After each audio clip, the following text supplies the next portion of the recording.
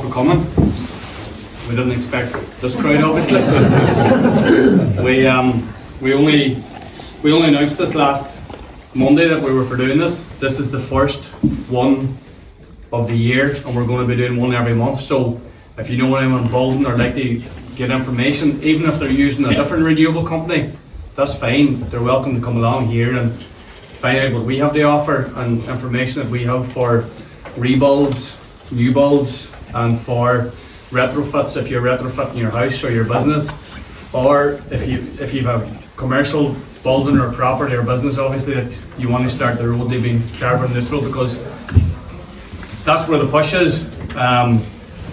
Obviously from the government and from Europe, the drive is to try and get more sustainable, carbon neutral. Some people are not interested in that. Most people are interested in saving money and seeing what the cost of renewables is, and seeing how it can benefit their home and what it can do for them. So we have a few slides here just to keep us on course for the first wee while. This company was set up back in 2009, just general plumbers on the road and doing a bit of electrical work.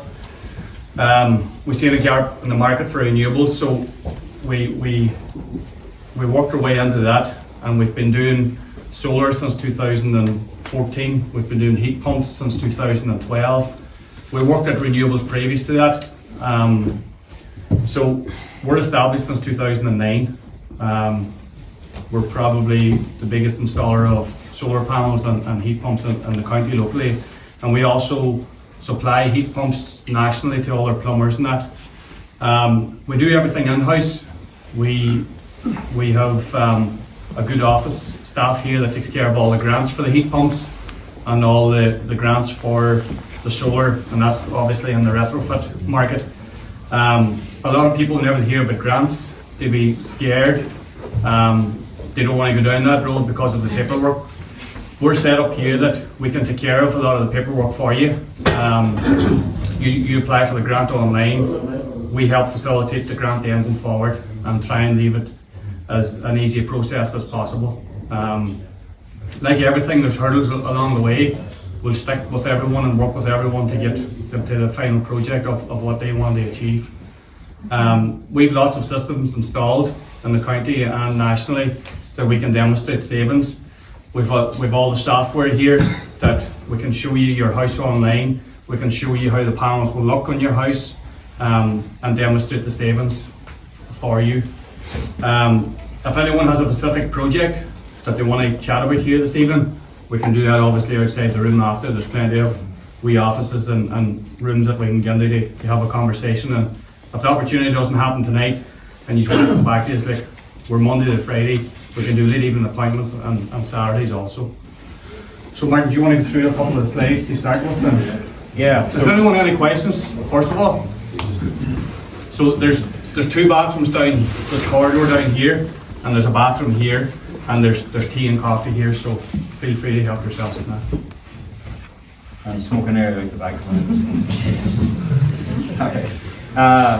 So look, I was just going to start, guys. Just the whole idea, part of the night was solar tips. I mean, so really it was just a matter of going through some aspect of the solar and any questions you had based on batteries. I know the recent storm incurred a lot of talk around changeover switches, solar changeover switches, generators, and all that type of stuff. So we'll touch on all that stuff tonight. And look, anytime you want to ask a question, just ask away, because there's no real format. Like, so we'll go through the slides. As Christy says, like afterwards, we can even break it down if people have specific things they want to look at. I mean, because there's lots of rooms here and stuff, and there's lots, Johnny's here and Phil's here and Niall's here, so lots of guys here, so we can go through all the stuff. All right. So anyway, what we're going to look at is solar PV systems, solar hot water, geothermal, and air-to-water heat pumps, HRV, heat recoveries, and then look, we'll just touch on the grants as well. Okay. So, way go solar benefits, solar tips, making it work for you. I mean, is I suppose the three main things for solar. I believe a good few people in the room have solar already, isn't that right? Yeah, I think so. Some people have solar. Okay, because we've fitted some solars for people in here. Look, the main benefit of solar is really to reduce your electric bill. That's really what people want it for. Once you put in a solar system, you know, it's pretty much what it does say on the can. It reduces your electric bills. And obviously, each system is a wee bit unique because every house is different, there's different needs, but we kind of work it on your bills and what kilowatt you're using, and that kind of generates what size the system is appropriate. And then it's up to yourself if you want to oversize it. By oversizing, you can reduce your payback time and also more benefits if you have batteries, export back to the grid, heat hot water, and we'll talk about some of the products in a minute. Okay, so that's that. So the panels themselves, if we talk about the panels, we're now at the minute, like it's glass on glass panels, probably everybody kind of knows. And the market at the minute is the most efficient panel out there, bifacial glass on glass panel. And at the moment, we're now up to the 450, hitting the 500 watt range of panels for the domestic market. So like 2 panels on a roof is 1 kilowatt of energy. I mean, like years ago, you would have had to put 4 on the roof to try and even come close to it. I mean, so it's massively changed over the last 10 years for sure. I mean, at the moment, I can't see the panels being developed much more further than they are because they're at a sticking point of sizes and whatnot to try and generate more into the panel. They are talking about the makeup of the panel. So they're trying to perform the efficiency slightly better, and they're trying to achieve that by 2030 by raising the solar panels up to a 30% efficiency on the panel, which most panels at the moment are sitting at 20, 21, 22%. Okay. And then we talk about batteries. We have a battery here, Soluna battery. We have 5. Usually start. Look, we had 2.5 kilowatt batteries, but at the moment it's mostly 5 kilowatt batteries, and then as the bigger systems get installed, a lot of people now like to oversize and potentially look at cutting out all of the electric close to it anyway. You step onto the market of like 10 kilowatt batteries, 20 kilowatt batteries, I mean. So then, bringing us on to the Eddy device, which is one of these. It's a My Energy product, and it complements the Zappi as well, which is a My Energy product. This device here, again, when you've got solar PV up, basically it's like a smart time clock. It'll be screwed onto the wall, it's connected to your immersion heater, and with the surplus energy of the panels after your house is satisfied, maybe you have a battery, after the battery is satisfied, it then heats the hot water, and it gives you a tank. Look, from April right through to probably end of September, you've pretty much a tank of hot water a day. Obviously there's application, there's parameters depending on the size of your system and all that there, but if you have an adequate system, and it'll give you a tank of hot water a day over all summer. Okay. So that's a couple of most obvious products that go with a solar, is your battery and your hot water. So lately, if we talk about the changeover switch, this is a changeover switch. This is a makeup of a solar changeover switch here. Okay, this would have to end up going into the house if you wanted a solar changeover switch. Now, there's pros and cons to the solar changeover switch. Obviously, after the storm, with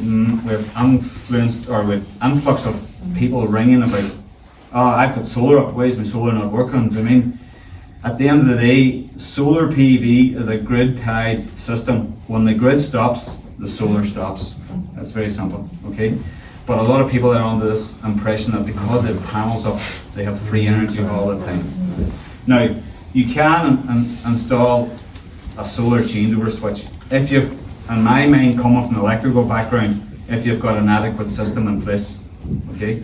Meaning oversizing, a good enough battery storage. Yes, you can look at the option of the solar changeover switch, because the regulations state that when the grid goes out, it shuts down the safety devices and all of that there, but with the solar changeover switch you can reactivate all that stuff to make your solar work like normal, okay?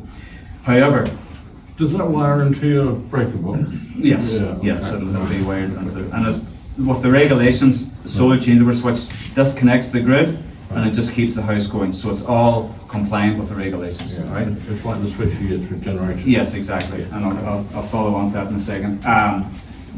However, like the parameters mainly is, I suppose, in the winter time, when you get the storm primarily, look, the days are shorter, there's not as much sunlight, so therefore, yes, you can reactivate the solar. However, if you're sitting there with a 10 kilowatt battery, maybe only a 5 kilowatt battery, and your house is using 3 or 4 kilowatt to keep itself going, the sun production, on a day, like it wasn't too bad after the last storm, but let's say it was really a crappy day afterwards, you might only, even if you have 22 panels up, like I have 22 panels up and I generated, some days in December, I only generated 1 kilowatt. Do you know what I mean?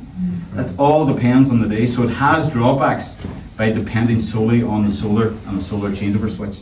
The concept's great, and yes, if it was the summertime and you had a storm, probably no problem because there's good long days, you'll get enough sunlight and you'll charge your battery and you'll keep your house going, and that'll just keep going for day after day, but not so much in the winter time. So part of our advice was, look, absolutely, we can do the solar changeover switches, but have a think about it.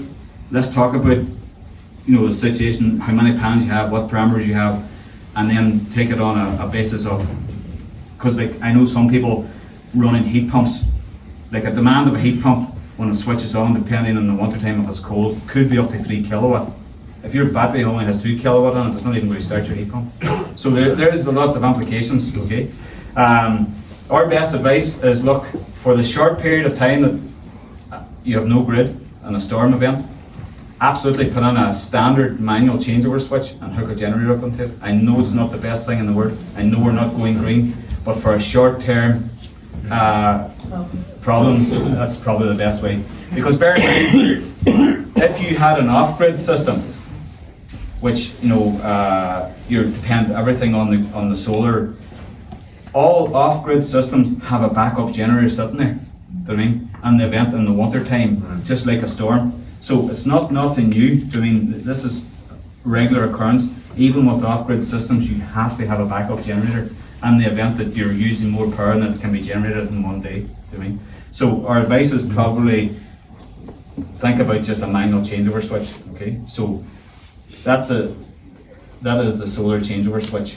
A rough cost for the changeover switch is only between 12 and 1500 euros because you've different relays and contactors to put in so that you reignite all the safety devices and stay within the regulation. A standard changeover switch for a generator, rough figure, 600 euros. And then if you buy a generator, we'll say 1000 euros. At least your fridge, your freezer, your base load of the house is taken care of. Potentially the heat pump as well, yeah. There's good generators there now for 1200 euros. We're shooting ourselves in the foot saying that. It's not completely a green solution, but it's a solution to give you light in the house, charge your phone, and you have your fridge and your freezer looked after, and you can boil a kettle and cook. And the other solution, because a lot of people have batteries already in, look, in the event of a storm coming up, like we done the last time, we done a mail shoot out to say to your customers, look, storm's coming, make sure your battery's charged, because a lot of people, what we do is, for customers, is we mount an off-grid socket beside the battery. So in the event of a power failure for short term, like for the next 4 hours or 5 hours, depending on the charge in the battery, that socket at the battery will always be live. But that's a 300 quid solution. I mean, just an off-grid socket at the battery, and you just use the power out of the battery until the battery goes dead. I mean, hopefully, like we don't have to be in the same situation again in 6 days or whatever. Like, I mean, people. See if you have a generator, will it charge that battery? No, if you extra power. No, because we disconnect the solar has to be disconnected on a. Look, there is generators out there that are regulated to the voltages and the hertz and everything, so that it can be compliant with solar. But then you just pay an extra money, like for something that's. Just thinking if you had extra power, you could charge that there, and then you turn off the generator for a while. You could, but the generator, you have to have something compliant, because yourself, you plug a generator in, all of a sudden you plug a device on, TV or something might be on, and all of a sudden shit, I'll boil a kettle. All of a sudden you put on a microwave, and then the generator's starting to rev up, and the voltages are all over the place. And inverters don't like that. They just shut down. Alright.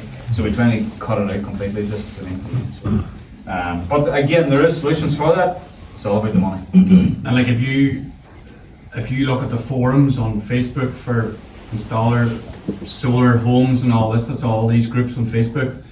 There's a lot of experts in there that's writing in things. I would like to see some of that practice and play of what they're saying that they're doing in there, because we spent 2 days in here after the storm coming up with that changeover switch the cheapest way that we could, and the cheapest that we can get that down to is €1,200.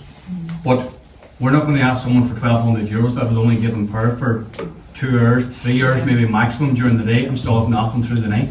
You know, the most practical and sensible thing is a changeover switch and a generator. Now, having said and done that, we're installing 2 or 3 of them, you know, since the storm has happened, and there's another 2 or 3 to go on where the people have big solar systems, 22, 24 panels, but it's a big cost. And plenty of battery storage. Yeah. Yeah, you need to think about the battery storage if you do go down that road as well. I mean, so, look, there is solutions for everything, so you know, it just depends on your needs, really. I mean, but as Christy said, and you know, we talked about it, like the simple solution is just a changeover switch with your generator. I mean, just to call us out of a jam. I mean, you know. So guys, that's really a lot about the panels, the area, the battery, and the changeover. Any questions on them elements? Oh yeah. Sorry, just back to the panels. I know I brushed over a wee bit, but they are bifacial panels, but all the bifacial panels come with a 25-year warranty. What does that mean by facial panel? Glass on both sides. Okay. Right. And obviously you can actually get good bit of energy coming off most roofs, which people don't actually realise. The roofs, even though they're sort of black slits, but there is actually enough energy bouncing off it to bounce from the panel. Obviously, if you're on a tin roof, you better again, you know. So, does that work for ground mounted as well? yeah, absolutely. Better. Better for Better for ground mounted, yeah, okay. absolutely. And they come with a 30-year efficient warranty. So, like after year 25, the production output of the panel only drops to 89%. Okay, so like after year 1, it drops 1%, and then it only drops like 0.2 or something every other year. 0.4. 0.4. So you'd have to have them on the roof for 50 years before the production of the panels dropped as low as 80%, which is pretty bloody good. Yeah. And the maintenance free as well. So, maintenance free, yes. We do, well, especially me, would promote cleaning them once a year. I mean, you know, because like no matter what roof you're on, like I know my own Veluxes and I know my panels, I've washed them once a year. Look, there's dew. I know I have a couple of trees near me and stuff like that there, so it all depends on your location. If they look clean, leave them, but if they look anyway dew, give them a wash. And a lot of window cleaners are taking it on board actually, you know, as they're going around doing windows, they just say, I'll wash your panels for you. I mean, so it's not a big deal. And But, can I ask, because the in relation to storms that put on your roof, do you have some obviously slates come off? Did you have a lot of damage at the storms with the solar panels on the roofs and coming off or being damaged? On the roofs? we had one panel damaged by, I think there was a ridge tile that hit the panel, I mean, you know, but the panels themselves, we had no issue actually touch with. We've over 12,000 panels on the roof around Greater Donegal, and we didn't lose a single panel. It's a German roofing system we use. Yeah, so yeah, on that roofing system, because we've a lot done as Phyllis's around the county, like on the coast as well, it's all approved for coastal areas as well and all that, because we had that question recently as well about the roof structure and all that. Okay. Again, maybe later on you can see the makeup of the roof. We have a wee sample out the side there of panels and how the hooks fit on the roof and stuff, if anybody's any questions about that. Alright. So anything else on that? Or we all happy? The grant? What's the story in the grant on them? We'll come to that in a second. Is that right? One of the big things, sort of a game changer in the last couple of years was the government mandated that you get paid for what you send back to the grid. And that's enabled us to do, before we used to size systems to the peak of the summer requirement, and it generally meant you were only going to get about 50% of your solar, of your energy bills paid for. But now with the ability to oversize it and get paid for that extra that you're generating in the summer to offset your winter bills, it is conceivable, if your bills are not too high, that you could effectively wipe out your entire electricity bill, including your standing charges. So that was an absolute game changer. So if we just move on there to I know we touched on some of this already, making your solar work for you. Obviously access to your energy needs to determine the right size system and savings. That's a bit to do with oversizing, as Phil had just pointed out there. At the minute, take advantage of the zero VAT. I mean, there's no VAT on solar domestically. Okay, commercially, this yes there is. And the SEI grant. At the minute, we all know that the grant for the SEI is 1,800 for domestic. I mean, look, it's dropping all the time, and next year it's dropping again down to 15, and then it's gone. Right? So, you should definitely take advantage of it while it's there now for sure. Because What did you say it was currently 1,500? 18 at the moment. 1800. You said the VAT there, what's the VAT on business for 13.5%. 13.5? Yeah. But again, most businesses can claim VAT back. I mean, Bigger ones, yeah.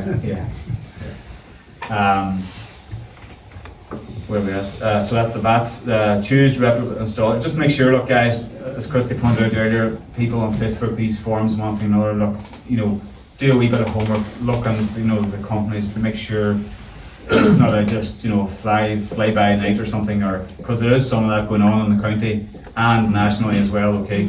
And look, we promote ourselves as for the backup service, throughout the county because we're local and all that.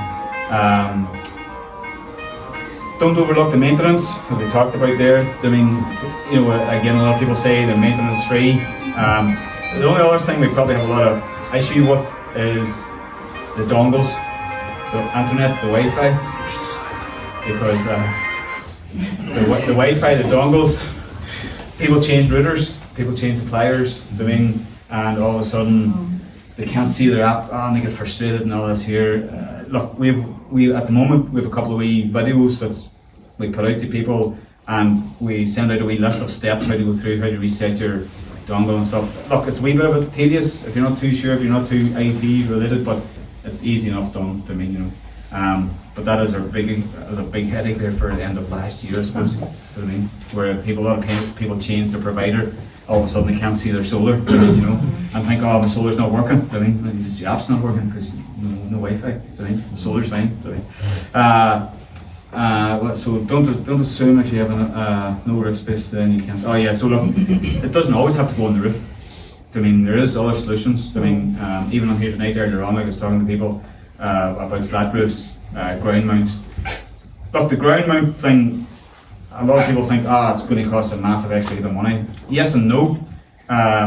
Look, you can get away, most ground systems, if it's tubs or ballast solutions, you can potentially get away with £1,000 or €1,200. If you go with a framing system, yes, you're up and around £2,500 extra on top of what your solar panels cost.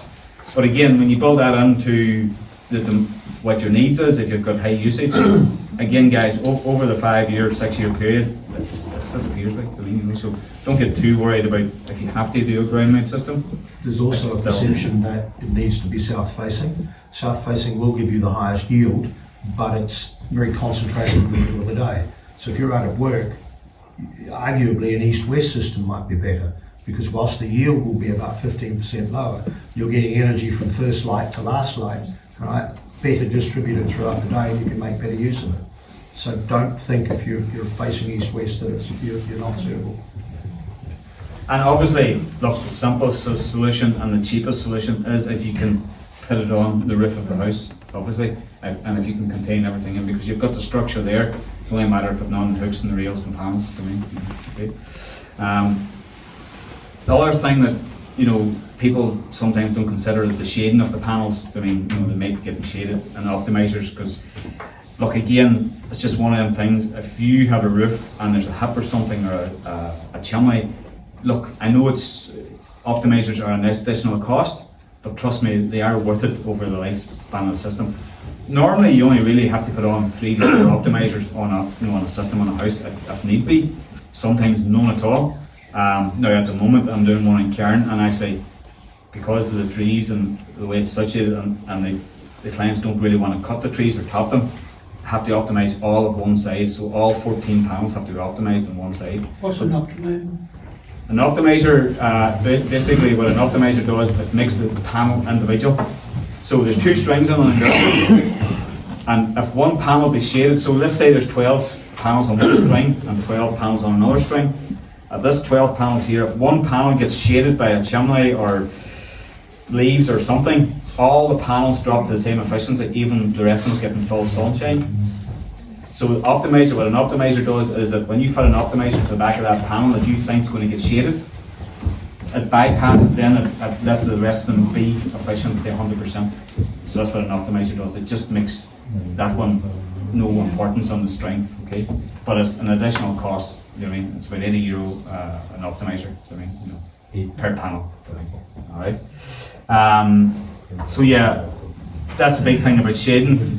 Some people don't realise, like, if you have a string and let's say you have a bit of a roof, but a bit of it comes close to an outshot or a valley, you're better off optimising them last 2 panels there, because at least then if that does shade for 2 or 3 hours a day, it's not going to affect the other 8 panels on the string. I mean, that means the whole thing's efficient. I mean, And so if you're spending 8 to 10,000 on a system, an extra €160 is not the end of the world. Yeah. Will pay for itself very quickly. Absolutely. I mean, again, do the research, because some companies might not tell you about that. Some companies might just say, oh sure, you don't need the optimizers, it'll take grand, sure, the sun will come around and all that kind of stuff. But that's why we do the wee, Christy said at the start, we do the wee designer tool, and it shows the impact of, takes into the impact of shading a wee bit. And if there is heavily with trees, we actually build it into the system so you can see the impact shading does actually have on the system as well. Alright, so moving on. There are any restrictions around distances between the panels and the battery, and just in case you don't want to do battery in your house? It's, again, it boils down to money. So if you have panels on the house and you want your stuff out in the shade, it's just logistics. I mean, getting cabling across. We have to upsize the cable, we have to upsize the AC cable, the DC cables. You may need to dig across the driveway Yeah. to put a duct in.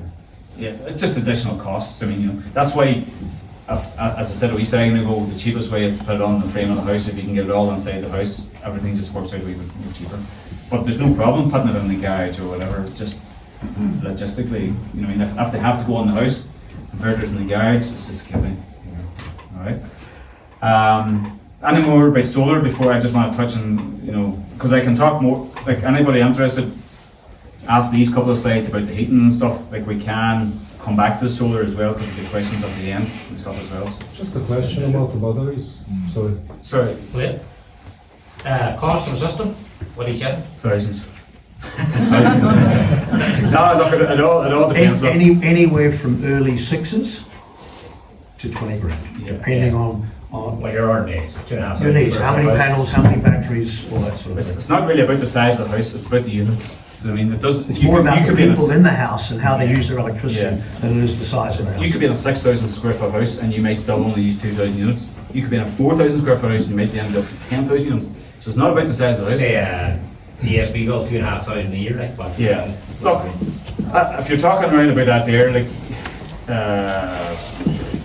you're looking at probably 16 panels or 18 panels. Like you're up and around 10, 10 and a half, 10, 8. I mean, to put that system on. I mean, With a battery. With a, With a battery. Yeah. So, yeah, it's up and around that. Okay.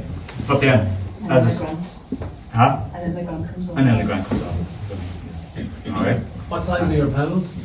Or is it different sizes? We're 440s at the minute, 440 watt, and we are getting in. They're coming in now. The 500 watts are coming in. The only issue with the 500 watts are coming in, they're actually slightly taller, and they might not suit the roofs. I mean, Or so were you we're- looking for the physical size of them? And the physical size? Yeah, so But roughly 1.8 by 1.2. yeah, and the new ones coming in are 2 meters tall. So I mean, right. Is there cost on the batteries? Is there a regulation on batteries outside rather than? No, not yet. So in England at the minute, yes, they are not allowed in attics no more. No, that's the recommendation. The law has not been passed It yet. actually has. When? Yeah, it's been passed in England. You're not allowed to put them in attics no more. Just 80, 65, 80, and I thought they're all outdoor now, but. No. So at the minute, and the same in England, if it's an accessible attic, you can actually put them into it. But a concealed attic or trapdoor, no. Alright, and likewise, it's common in Ireland and it's recommended at the minute through the Recce Ireland that again we stay out of the attics. But an accessible attic we can put it in as long as we can get stairs up and stuff like that there. Okay. Now, there is word going around about they're going to have to be outside and that's it. I don't think that's going to be the case. You know what I mean? As long as they're accessible and it's properly installed with fireboard and all of that. Okay. The regulations will state out of the attics for sure, but accessible stuff is fine. You know? So I reckon that's the way forward. I mean, Still no grants for new builds, obviously? no grants. End of 2020 is the cut-off point. So as long as you're connected to the grid by the 31st of December 2020, you qualify for a grid, for a grant. After that, you're on your own. Because they have it wrote in the plan regulations, you have to have so much renewable energy going into your home. So they do. On the plan regulations. So for the new boys, it's stick, and for the old ones, it's carrot. All right. So, look, if we can come back to some solar stuff because I know there's some people looking about talking about geothermal stuff as well in the room. And as I say, we can maybe break up in a wee minute once we get through some of these couple more slides. So, basically, overview of a geothermal heating. Like the benefits, again, you've got the energy efficiency, lower operating costs, long lifespan, all year round comfort, environmental friendly. I mean, that's the biggest benefits of geothermal. Who does it suit? Homeowners with sufficient land or ground loop or flat loop drilling suitable for retrofitting. New builds, obviously. Businesses looking for long-term energy savings and sustainability. That's a lot of benefits with geothermal. Okay. Is there any brief questions on the geothermal that you want to ask? Or The major cost of that is actually the borehole in the ground, right? Not for the geothermal. yeah, well, the borehole or the ground loop, if you have to subcontract all the groundwork in, it's either or is nearly the same cost. You know, isn't that right, Chris? Yeah, the pipes, a lot of people say the borehole is more efficient. The borehole is only more efficient if the ground loop's not done correctly. So we would do 50% ground loops and 50% boreholes. One is as efficient as each other as long as they're done correctly and the correct size and amount of pipeworks put in the garden. The borehole is probably on average about, by the time you take in the digger work for the pipes in the garden, the borehole is probably about €1,500 more expensive.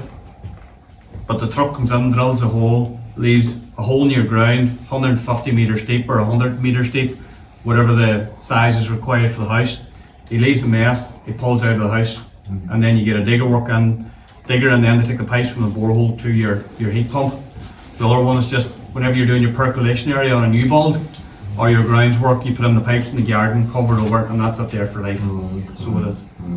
But probably a retrofit is probably, at the end of the day, probably cleaner with a borehole. Because if you've got a finished garden, even if you have enough land, but if you've got a finished garden, the last thing you want to do is kind of take it up to me. All the micro rebuilds that we're doing is all boreholes because they want to go digging into the garden on the septic tanks and stuff. And as much horizontal piping actually has got to go in the ground? It depends on the kilowatt load of the house, so it depends on the size of the heat pump goes into the house. So we need a set of plans to determine the heat load, which that'll determine the size of the pipe work in the garden. Right. The smallest one we do is 400 metres.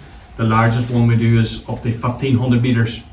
You know, on a single phase standard domestic dwelling, but it depends on the size of the house. So a set of drawings sort that out very quickly.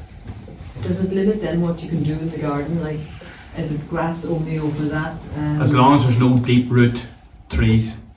We've geothermal collectors in where there'll be spuds set, there was barley sowed, it was ploughed, cultivated, and no in the field beside the house we'll say.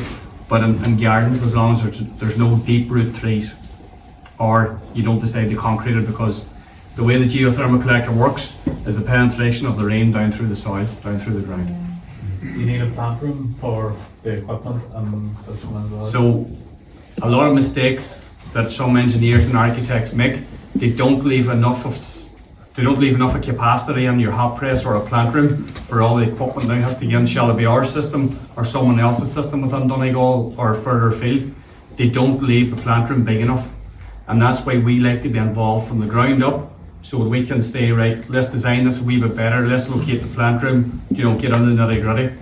We got to go ahead for 6 houses since Monday morning, and them 6 houses are all at the ground stage up that we can design and maybe manipulate the plans a wee bit and say, let's make this, but it doesn't affect your planning. It's just more practical to be designing it from the ground up. And you could put it into the garage, you know? Absolutely.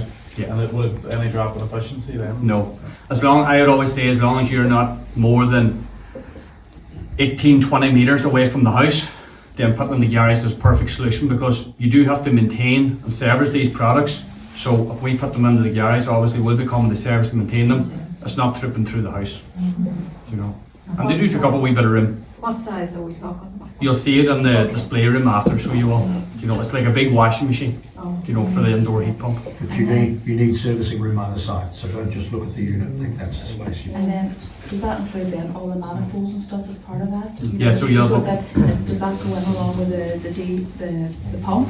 Yeah. So you'll need space for all the manifolds and the pump as well? Yeah, so you can have a manifold on the stairs if your stairs is closed in, Yeah. or a manifold in utility, or a linen cupboard downstairs, and then your hot press upstairs, or a walk-in wardrobe upstairs. Yeah. And then you don't have the heat pump necessarily next to it. You can have that then in the garage. In the garage, yeah. Okay. They don't need to be beside one another. No. Okay.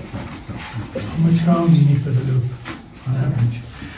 It depends on the size of the house. So I'm going to throw a figure. A house 2,000 square foot, you need 400 metres of pipe in the garden, or 150 metre borehole. So, but it all depends on kilowatt size, the way you're insulating the house, the design of your house, how much glass have you in the house. All them factors come into play. A lot of people spout off figures, I suppose, like I done there now. It's not the correct way to do it. You know, you need specifics. You know, you need to know your fabric of the building and stuff like that. You know. Lifespan and heat pump? Geothermal, we be saying 20-25 years plus. Air to water, 12-15 years. As long as you're not right close to the coast, then it'll be less than 10. Or air to water? Air to water. Yeah. Because you're going to get rusted out. I mean, more efficient is, like I have a system on, like since 2010. It cost me nothing. Yeah. You know where we are now. Well, are they more efficient now, like when they're? Look, I suppose the technology has definitely come on leaps and bounds. Yeah. Right. Definitely leaps and bounds compared to what we would have fitted in 2005, 6, 7. Like, and I suppose the driver behind that was Europe and European legislation and that to drive on, you know, more people's doing heat pumps. It's a more common thing now compared to whenever you fitted in 2010 even. Yeah. So there's a lot of heat pumps in, like yourself, don't have to touch them, which is phenomenal. It's great for everyone, that. Yeah, so far so good, yeah. Because if someone has a heat pump fitted and they have a bad story about it, even if we didn't fit it, it's no good for no one. Yeah. It's no good for no one. And there was a thing happening years back before the SEAI grants came in, where cowboy operators were going to people and saying, this is the best thing since sliced bread, put this heat pump in, you'll have a wonderful warm house, and the house wasn't suitable for it. And so their bills went through the roof and everybody got a bad impression about heat pumps. So with the SEAI now, in order to get the grant's a very generous grant, you've got to have a certain heat loss indicator in your house, and so people are holding off and getting the assessment done and realising, oh, I need to upgrade my windows, I need to upgrade my insulation, and that's critical, right? The heat loss is absolutely critical to successful functioning of a heat pump. All right. Is there any benefit between double and triple glazing windows for U value and all that? I would, on that, not really for a heat loss thing, but for solar gain, yes. Because what's happening, and it's happening in this room at the moment, and I'm cautious of it, this room's getting very warm. So a lot of houses from spring on in Ireland, they overheat now because of the way they're designed with so much glass in them. So a lot of times whenever we're sitting designing projects from design point of view, before they even go on site, if there's a lot of glass in it, we would make recommendations to do some cooling. Now that's a total different conversation, but to do some cooling or some aircon in the houses to keep the houses comfortable. But your point is a valid point. Not from a heating point of view, there's no problem heating houses nowadays, new builds. It's cooling them, it's keeping them at that level temperature with the solar gain. You know, that's the issue now, so it is. So. And heat recovery systems, will you recommend them to be fitted in the attic space or in the main body of the structural house? Heat recovery is always better fitted in the envelope of the house. quite noisy. Is it noisy? Depends on what system you go with. The system is obviously designed for your house, the correct size and that. Some companies are oversizing them, and some companies are putting in one big massive machine instead of two small machines, and then you end up with that noise issue and the noise coming through the ductwork and stuff like that. Yeah. But the heat recovery doesn't cool your house, it only ventilates it. Alright. So, look, we pretty much touched on both there, geothermal and a wee bit on air to water. So again, the air to water, I mean, the same benefits, energy efficiency, lower operating costs, environmental friendly, provides both heating and cooling. Who does it suit? Again, homeowners that's looking to switch from their oil or gas to upgrading their heating. Houses with underfloor heating for optimal efficiency. New builds, well insulated properties. So the options there for the air to water as well. Okay? But it's primarily probably for sector footing, what we would probably see most. Yeah. All right. Can I make a suggestion? Anyone who's specifically and solely interested in solar and has more questions, we can reconvene in the other showroom and have that conversation there, and then the rest of you who are interested in learning more about the heat pumps can stay in here now. Hopefully. There's only a couple more slides left as well, right? So we're not far away. Again, we've touched on the heat mechanical ventilation. So as we talked there, it improves air quality. Again, energy efficient, reduces condensation and mold, lower heating demand, provides consistent airflow. Okay. Who does it suit? New builds, energy efficient homes, allergy sufferers, anybody looking to cut out the heating costs like this. Right? So I was told yesterday that was mandated in new build. It is, yes. Like, if you opt in to doing everything 100% correct, then yes, it's mandated. And I know we touched on it near the start of the night as well, and talked a couple of items through it. But the SEA grants, as Christy said, I mean, we have in-house people here that can take care of all the grants. Once you make the first application, we'll assist and guide through the whole thing, and then we take a lot of it on through the company as well. Okay, so you don't have to feel that you're stuck with a massive paperwork exercise and all the grants. Okay, so we assist with all the grants, whether it's geothermal or the air to water and the solar. Okay, so that's the heat pump grants, solar grants, and then look, we talked about making it all work for you. That's why we're here. Christy had said it from the start.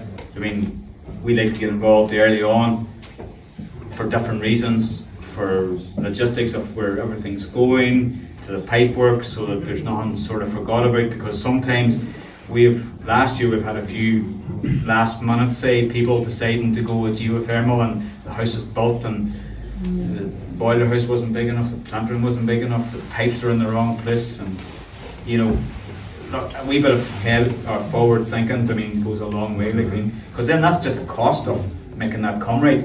Okay, you'll get some companies out there say, sure, grand, we'll make it work there, and it's not really the right solution. So we always like to try and push for the best solution, just not to make it work. Because at the end of the day, when we fit these things, it's going to be us going back to servicing them, and we don't want to go back in if there's an issue that through us wasn't right. We'd rather that everything's right and more efficient for the clients. That's the last slide. Yeah, guys, look, that's pretty much us. We're here Monday to Friday, open so far at the moment, we're going to be open on the last Saturday of the month, from 9 to 2, and by appointment if you want anything. So look, Johnny and Christy's here. Anybody on the heating side of stuff, absolutely grab one of them two guys. Especially if you're looking for the heat pumps or anything like that there, maybe ground plans or looking, best solution. I'm here on the solar, Phil here's on the solar, Niall's knocking about as well. So there's 4 or 5 of us knocking about here. Don't worry, ask away some questions. Look, you're more welcome to more tea, so absolutely. Again, guys, thanks very much. I do apologise I didn't realise maybe there might be such a big crowd, so I do apologise for squeezing everybody out. Okay, all right.